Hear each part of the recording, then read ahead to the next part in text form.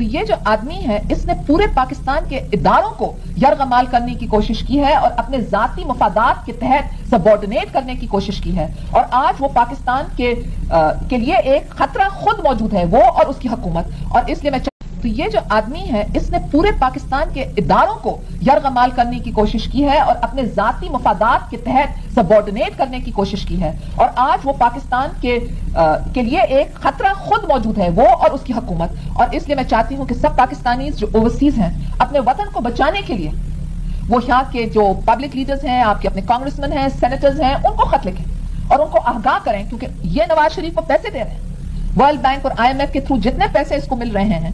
मैंने अभी एक स्पीच की थी वाशिंगटन में, मैंने कहा कहां गए ये पैसे? $5 अरब आपने दिए हैं। मैंने कहा कहां गए ये पैसे? नवाज शरीफ की हुकूमत तो तबीर हो गई, मगर मेरे मुल्क के अंदर जरा आंख रखें, हर 12 घंटे एक आदमी खुदकुशी कर रहा है। 1947 के अंदर ये